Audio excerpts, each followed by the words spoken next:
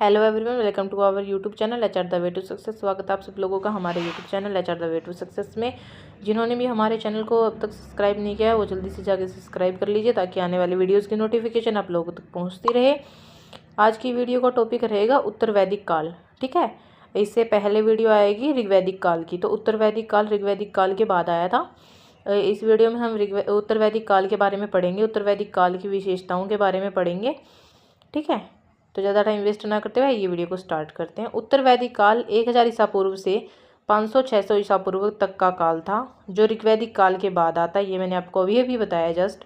इस अवधि में आर्यों का विस्तार गंगा के मैदानों तक हुआ, कृषि आधारित स्थायी समाज का विकास हुआ, वर्ण व्यवस्था और जटिल सामाजिक संरचनाओं की शुरुआत हुई, यजुर्वेद, सामवेद, अर्थवेद और अन्य ब्राह्मण ग्रंथों व उपनिषदों की रचना हुई।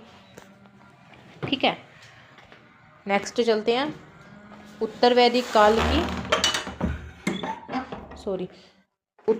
काल की प्रमुख विशेषताओं के बारे में हम लोग जानेंगे। राजनीतिक विकास। इस काल में छोटे जनजातीय समूहों के बजाय राज्यों का उदय हुआ, राजाओं की शक्ति में वृद्धि हुई और राजसूय तथा अश्वमेध जैसे अनुष्ठान किए गए। राजसूय यज्ञ और अश्वमेध यज्ञ जैसे अनुष्ठान किए गए। धीरे धीरे केंद्रीकृत शासन का विकास हुआ, जो अधिशेष कृषि उत्पादन से संभव हुआ। आर्थिक विकास। यह जो उत्तर वैदिक काल था, इसमें पशुपालक समाज से कृषि आधारित समाज में संक्रमण का था।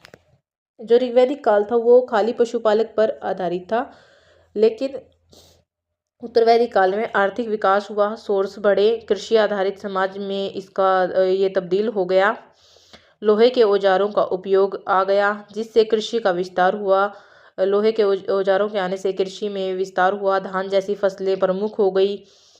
बढ़ईगिरी, धातु, कर्म और मिट्टी के बर्तन जैसे विभिन्न शिल्प और व्यवसाय विकसित हुए। यानी कि उस समय जो है अर्थव्यवस्था का साधन है या इनकम का सोर्स सिर्फ पशुपालन था। लेकिन उत्तर वैदिक काल में क्या हुआ कि लोहे के औजार आ गए, लोग कृषि करने लग गए, तो उससे उनको इनकम होने लग गई। फिर लोहे के औजारों का उपयोग हो गया, फिर बढ़ईगिरी हो गई, धातु आ गई और मिट्टी के बर्तन बनाने लग गए। शिल्प का और व्यवसाय बढ़ गए, शिल्प का कार्य चालू हो गया। लोगों ने विभिन्न शिल्प और व्यवसाय विकसित कर लिए, तो इनकम के सोर्स बढ़ गए लोगों के। ठीक है, उत्तर वैदिक काल में।